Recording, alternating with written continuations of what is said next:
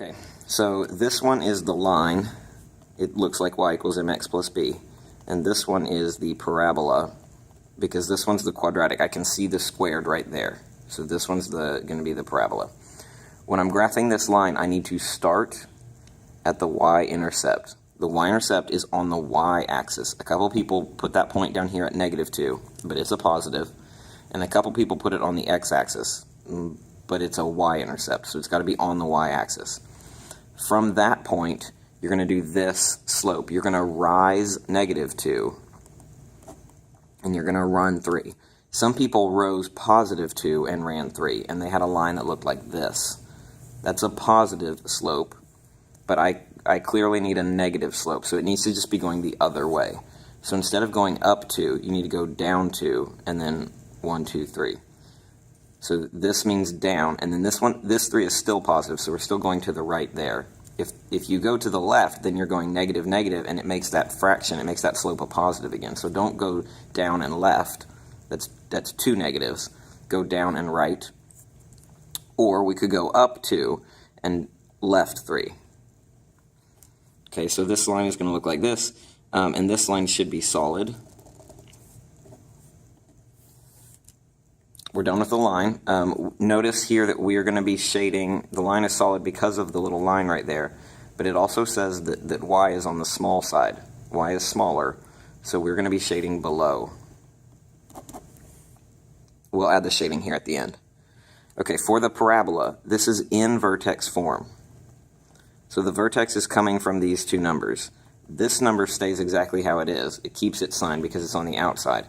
This number switches signs because it's on the inside. So the vertex should be at -3, -2. We do not see any vertical stretching or compressing or even reflecting. So I'm literally following the parent function of y equals x squared from this vertex. So when my x goes 1, my y is also going to go 1, because when I put 1 in here, 1 squared is still 1.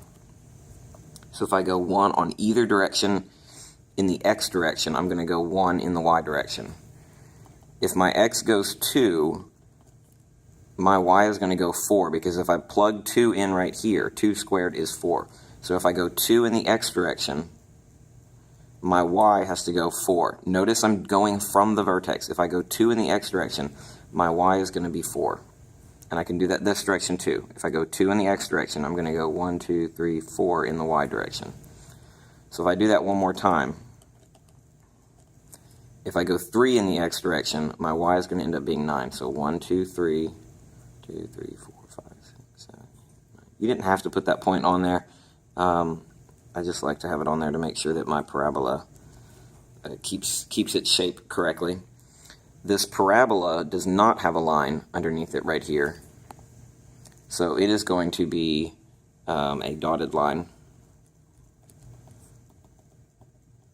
like this. And then we are shading, this one says that y is bigger, so we're shading above this one. So we want to be shading the part of the graph that is above the parabola, but below the line. So below the line is everything this way, but I only want to be shading the part that's above the parabola as well as below the line. So that's just going to be this area right in here.